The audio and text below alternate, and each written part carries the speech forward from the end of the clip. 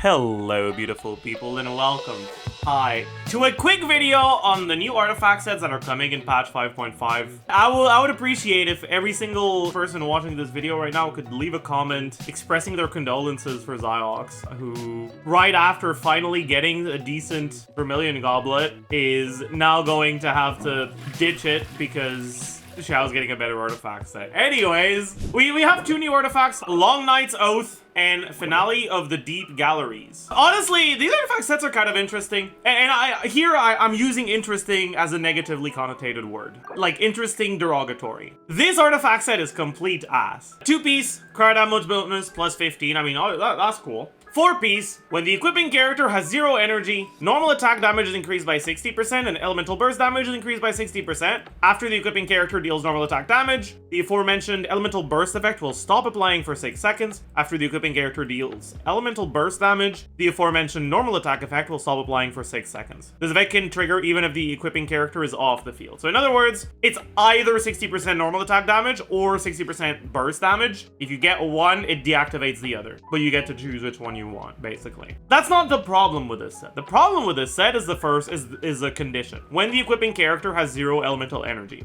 A lot of you guys might not know this because it's not something the game ever explicitly tells you, but staying at 0 energy is actually really difficult. Most characters generate energy, whether it's through the obvious way of generating elemental particles or the less obvious way through normal attacks.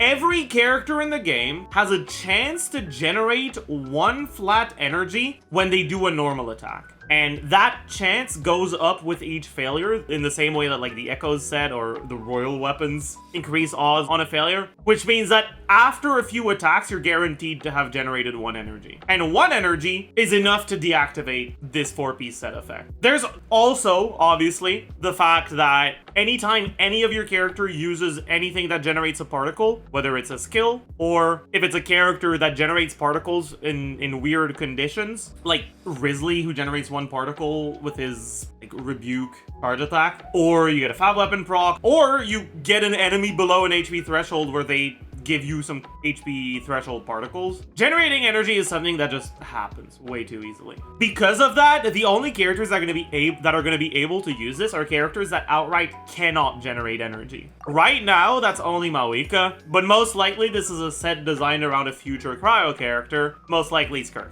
Now, it's possible that this is a snapshotable buff, but because it's not a stat page buff, it's the sort of buff that you won't be able to see if you go to your character details, because there's no burst damage or normal attack damage stat on your stat page. Usually that sort of buff is dynamic, so even if you use a snapshotable ability, if you get energy afterwards, it's likely to stop working. So I don't really see this working out well for characters like Ayaka either. But maybe they decide to code it in a way where it works with Ayaka, who knows? We'll have to see how that goes. If they do, then it'll be a pretty solid option for Ayaka, sure, but I'm gonna assume it doesn't for now. Anyways, the biggest thing to say about this is not how good the artifact set is, what this suggests about what Skirk's kit is gonna be, right? This suggests that Skirk is gonna be a unit where you can choose the way you wanna use her, where she's gonna have a burst mode and a normal attack mode. In terms of like how much a set like this provides, 60% damage on a 4-piece is quite a bit, assuming that it buffs all of your relevant damage. Let's do a little bit of math. So usually by default, you always have 46.6 damage percent. The 2-piece itself is giving you 15, and that's the lower limit of damage percent you're starting with. If you gain 60 damage percent, that means the 4-piece set effect is giving you the equivalent of 37% more damage. The thing is, this isn't real. On a carry, especially a carry where you're focused on their personal damage, you're very rarely, if ever, going to be in situations where no characters on your team provide you with external buffs, right? So this is like the best case scenario. In the average case scenario, you generally have something like Cinder City or a Kazuha buff or some other form of damage percent, generally about 40%. Characters often have some damage percent in their kit, but if it's a character that's designed around working with an artifact set like this, their kit might provide them with attack attack or crit buffs instead of damage percent. A cryo character is likely going to end up being playing in melt teams or freeze teams. Melt teams have access to Maoika, freeze teams have access to Farina, both units that provide your active character with a reasonably high damage bonus. Let's say another about 40% average from that. And so most likely what you get out of the 4-piece is going to be closer to about 25% additional damage. Let's compare that to the really powerful sets we have right now. So let's compare that to how much you get out of the 4-piece on Obsidian Codex. For now, let's take a look at, for example, Maoiko Serpent Spine. So Maoika has a crit ascension, so she starts with 98.4 CV. Serpent Spine is a crit weapon. She's got a main stat, let's say about 20 crit substats for now. And so getting 40 crit rate from Obsidian is about 30% more damage, which means that the new set, the 4-piece, is providing you with a bit less than what you get from Obsidian. The thing is, Obsidian is really, really strong, and other sets obviously will give you less. So if you look at Maréchal, for example, right, already 27. And on top of that, if you end up with Skirk being a unit that doesn't have synergy with Maoika, doesn't have synergy with Farina, and has synergy with units that don't provide you with additional damage percent buffs, right? Maybe they release her with a dedicated support that gives her like 200 cryo crit damage or some who knows. Maybe you don't get this damage from Farina, maybe you don't get this damage from Cinder City, and so the upper limit of this set's value is higher than what you get out of Obsidian. But most likely it's gonna be a bit less value than Obsidian. The thing is, like I said, Obsidian, very, very powerful set, which means that this will still be fairly strong. And obviously, Skirk is likely not going to be able to use Obsidian, so you're not comparing this to Obsidian on Skirk. It's just good to get an idea of how much the set is doing for the unit. Now let's talk about the other set coming next patch, which is the Plunge set, Long Night's Oath, and boy. 2-piece, plunge attack, damage increased by 25%. 4-piece, after the character's plunge attacks / charge attacks / elemental skill hits an opponent, it will gain 1/2/2 stacks of Radiance Everlasting. So the plunge gives you 1, and the charge and skill give you 2. You can only get 1 per type of attack per second, and each stacks gives you an additional 15 plunge damage. It caps out at 5 stacks, which means that at 5 stacks, that's 75 plunge damage from the 4-piece. Plus 25 from the 2-piece, that's 100 damage percent on plunges. 100 is a large number. The only downside to it is the trigger condition. So we need to understand, this is not when you use an elemental skill, this is when an elemental skill hits. So obviously, first of all, this set is going to be good on Varesa. This set is designed for Varesa. This is Varesa's signature set. Varesa's default gameplay loop involves using a skill, then a charge attack that makes you jump up, and then a plunge, which means that her base gameplay loop will have all of the stacks really easy. But what about other characters? Right now, if you look at characters that rely on plunge attacks to deal their damage, you're mainly looking at Chao, Diluc, and other characters enabled by C6 Bennett plus Xianyun, and Game. So, how good is the set on each of these characters? Let's start with Diluc. When you're playing a Diluc plunge team, you're generally choosing between using Farina and using Citlali. If you use Farina, you can use your skills. They're not too awful. But if you're using Farina, you already have access to a pretty good artifact set in Maréchal.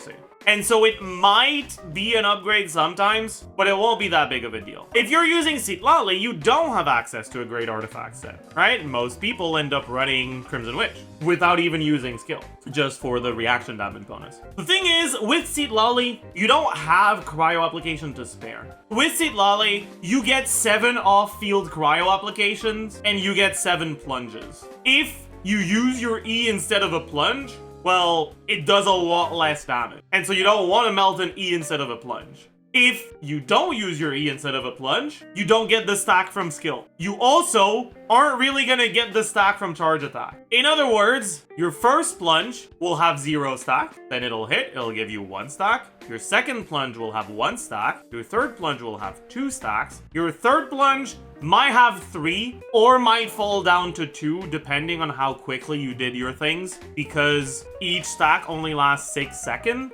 And the stack's duration is independent, which means you can't keep refreshing old stack. And he's gonna max out at 3 stacks at best. And the reality is, unfortunately, that's not enough to make this better than the alternatives. Next, we have Gaming, who has a very similar problem. Gaming uses his skill as part of his rotation, but his skill doesn't hit an opponent, which means this won't trigger. What hits the opponent is a plunge attack, which is not considered a skill and not coded as a skill, so it won't give him the 2 stacks from skill. And he has the same issue as the Luke with charge attack. On top of that, Gaming actually has good synergy with Crimson Witch because he uses his E. And Crimson Witch is not reliant on your skill hitting enemies, it's reliant on your skill being used. So in other words, very bad set for Gaming. And finally, Xiao. And Xiao is the only character outside of Veresa who's actually going to use this set. Xiao starts his rotation with his E, so he can funnel the particles by doing E into burst. And using 1 charge attack on Xiao isn't that big of a downgrade to his damage.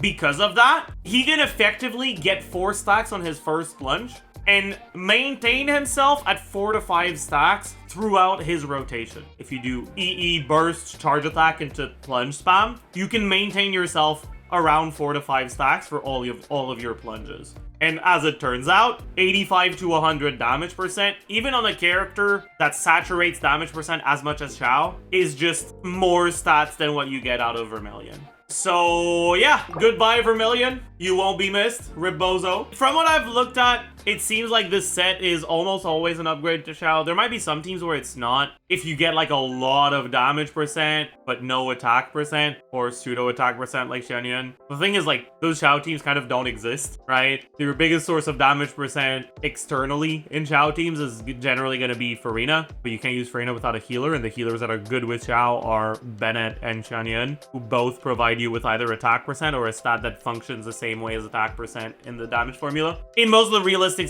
scenarios that I looked at, this set tends to be floating between 5 and 10% better than Vermilion. Like, if you have a really good Vermilion already, it'll take a while to get a Long Night Salt set that's gonna be better than your Vermilion, especially if you're playing him in the T's where it's closer to a 5% difference. 5% is not that many stats, it's like 2 to 3 generally. So if you have a Vermilion with like 30 useful stats, you'll need to get a Long Night Salt with like 27 for it to be about as good, and 28 or 29 for it to be better. Just keep that in mind. But yeah, good luck with all of that. I already talked about this set in a decent amount of depth in the Veresa pre-release, but TLDR, it's ever so slightly better than Codex on Veresa, but Veresa is a character who has a crit rate ascension, which can make Codex hard to build around. So more so than being ever so slightly better, and by the way, when I say ever so slightly better, the difference between Long Night Salt and Obsidian on Veresa is smaller than the difference between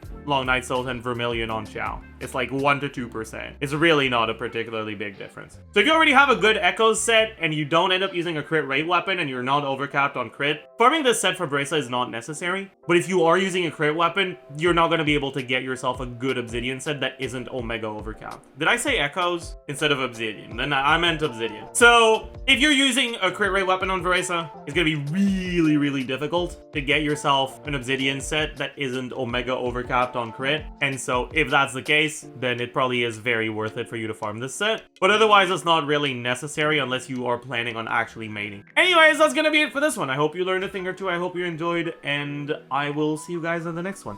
Bye, YouTube.